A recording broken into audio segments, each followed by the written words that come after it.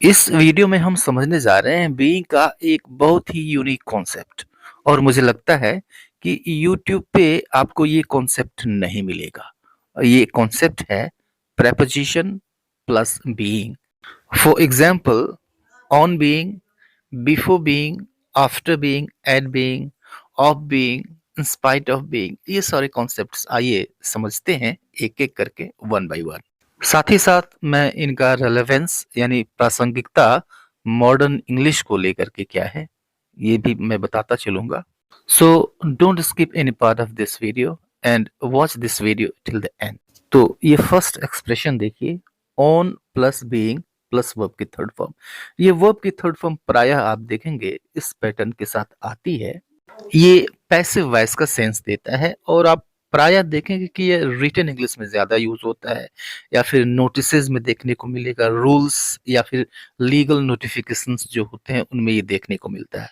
और ये spoken English में इस चीज़ को अवॉइड किया जाता है, इसका अल्टरनेटिव यूज़ किया जाता है। अल्टरनेटिव भी देखेंगे। इस एक्सप्रेशन का अर्थ समझिए कि अगर बताना हो कि पूछे जाने पर तो कहेंगे ऑन बीइंग आस्क्ड। ये कहना हो चुने जाने पर तो कहेंगे ऑन बीइंग सेलेक्टेड, या फिर ये कहना हो गिरफ्तार किए जाने पर तो कहेंगे ऑन बीइंग अरेस्टेड। ठीक है, अब पूरे सेंटेंसेस देखिए कि पूरे सेंटेंसेस में कैसे यूज करते हैं। On being selected he thanked everyone, मतलब क्या हुआ इसका, ऑन बीइंग सेलेक्टेड यानी चुने जाने पर ही थैंक्ड एवरीवन, उसने सबका धन्यवाद किया। ठीक है, क्लियर है। और इस सेंटेंस को देखिए कि on being asked he explain the matter. तो ऑन बीइंग आस्क्ड मतलब पूछे जाने पर, ही एक्सप्लेन द मैटर उसने मामले को समझाया। या फिर इसको ऐसे भी कह सकते हैं इन दोनों चीजों को कि he explain the matter on being asked और he thanked everyone on being selected. जैसा कि मैंने पहले ही बताया कि रिटन इंग्लिश में ये पैटर्न यूज होता है, इसका अल्टरनेटिव यूज होता है एवरीडे इंग्लिश में। क्या, अगर हमें ये कहना हो कि चुने जाने पर उसने सबका धन्यवाद किया तो हम ये कहेंगे when he was selected he thanked everyone, यानी जब वह चुना गया तो उसने सबको धन्यवाद दिया। या फिर इस चीज को हम कहेंगे when he was asked he explain the matter, यानी जब उससे पूछा गया तो उसने मामले को समझाया। तो स्पोकन इंग्लिश में इस तरह से यूज होता है। दूसरा एक्सप्रेशन देखिए, आफ्टर प्लस बीइंग, और फिर इसके साथ हम वर्ब की थर्ड फॉर्म प्राय यूज करते हैं। और ये जो एक्सप्रेशन है ये रिटन इंग्लिश में और स्पोकन इंग्लिश में दोनों में ही बहुत कॉमन है।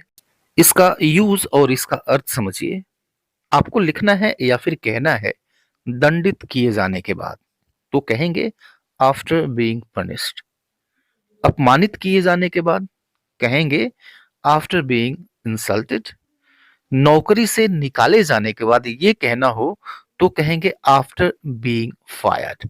पूरा सेंटेंस देखिए, after being punished he never repeated the mistake. तो इसका मतलब हुआ आफ्टर बीइंग पनिश्ड यानी दंडित किए जाने के बाद he never repeated the mistake, उसने कभी गलती नहीं दोहराई। या फिर इसको ऐसे भी कहें he never repeated the mistake after being punished, ऐसे भी कहें। एक दूसरा एग्जांपल देखिए कि after being fired he left the city. तो आफ्टर बीइंग फायर्ड नौकरी से निकाले जाने के बाद ही लेफ्ट द सिटी, उसने शहर छोड़ दिया। तीसरा एक्सप्रेशन देखिए, at plus being plus verb की थर्ड फॉर्म या एडजेक्टिव। ये एक्सप्रेशन वैसे वर्ब्स के ठीक बाद यूज होता है जो अपने बाद एट लेती हैं, जैसे एंग्री, एंग्री एट होता है, एनॉयड एट होता है, सरप्राइज्ड एट होता है, शॉक्ड एट होता है, लॉफ एट होता है। तो ऐसे वर्ब के बाद यूज करते हैं और ये रिटन इंग्लिश में, फॉर्मल इंग्लिश में ज्यादा यूज किया जाता है। एग्जाम्पल देखिए और समझिए इसका अर्थ और कैसे यूज करते हैं ये भी समझिए। आई was angry at being ignored. तो आई वॉज एंग्री मीन्स मैं गुस्सा था, एट बीइंग इग्नोर्ड किस बात से गुस्सा था भाई, उपेक्षित किए जाने पर गुस्सा था, उपेक्षित किए जाने से गुस्सा था। आई was angry at being ignored. She was pleasantly surprised at being selected the captain of the team. इसका मतलब हुआ शी वॉज प्लेजेंटली सरप्राइज्ड, यानी वह खुशी पूर्वक चकित थी। किस बात पर चकित थी? एट बीइंग सेलेक्टेड, चुने जाने पर, the captain of the team, team के कैप्टन के रूप में। तो टीम के कैप्टन के रूप में वह चुने जाने पर खुशी पूर्वक चकित थी। स्पोकन इंग्लिश में क्या किया जाता है कि यह जो रीजन बता रहा है, इस चीज को बताने के लिए हम बिकॉज यूज करते हैं। जैसे इस बात को कहना हो, she was pleasantly surprised at being selected the captain of the team. हम रीजन को बताने के लिए हम बिकॉज यूज करेंगे। कैसे? She was pleasantly surprised because she was selected as the captain of the team.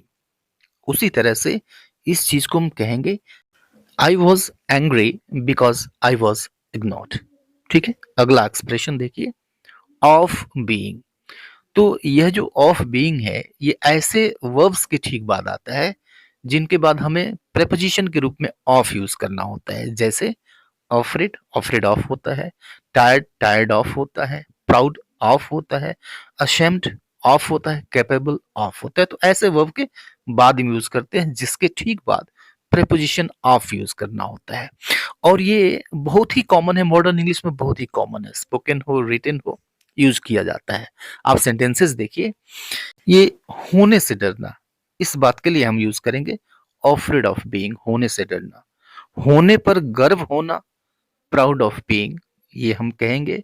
होने पर शर्मिंदा होना, इसको हम कहेंगे अशेम्ड ऑफ बीइंग। एग्जाम्पल देखिए, he is afraid of being alone. मतलब क्या हुआ? ही इज ऑफरेड, यानी उसे डर लगता है। किस चीज से डर लगता है भाई? तो ऑफ बीइंग अलोन, अकेला होने से डर लगता है। He is afraid of being alone. एक दूसरा सेंटेंस देखिए कि I am proud of being an Indian. तो आई एम प्राउड, यानी मुझे गर्व है। किस बात पे गर्व है भाई? ऑफ बीइंग एन इंडियन, एक भारतीय होने पे गर्व है। आई am proud of being an Indian. अगला एक्सप्रेशन देखिए, बिफोर प्लस बीइंग। इसे हम फॉर्मल इंग्लिश, रिटन इंग्लिश में यूज करते हैं। हमें बताना हो गिरफ्तार होने से पहले या फिर गिरफ्तार किए जाने से पहले, मीन्स बिफोर बीइंग अरेस्टेड। नौकरी से निकाले जाने से पहले, इस बात को हम बताएंगे इससे बिफोर बीइंग फायर्ड। या फिर मारे जाने से पहले, इस बात को हम बताएंगे इस एक्सप्रेशन से बिफोर बीइंग किल्ड। एग्जाम्पल देखिए, he try to manage the officers before being arrested. मतलब क्या हुआ इसका? He try to manage the officer, यानी ऑफिसर्स को उसने मैनेज करने की कोशिश की बिफोर बीइंग अरेस्टेड, यानी गिरफ्तार किए जाने से पहले या फिर गिरफ्तार होने से पहले। ही रिजाइंड बिफोर बीइंग फायर्ड। इसका मतलब हुआ ही रिजाइंड, यानी उसने रिजाइन कर दिया, इस्तीफा दे दिया बिफोर बीइंग फायर्ड, नौकरी से निकाले जाने से पहले। And here is another example, before being elected as an MLA he was a comedian. तो before being elected as an MLA, यानी एमएलए के रूप में चुने जाने से पहले ही वॉज अ कॉमेडियन, वह एक कॉमेडियन था। तो अभी के लिए इतना ही, मिलते हैं नेक्स्ट वीडियो में, तब तक के लिए goodbye and take care.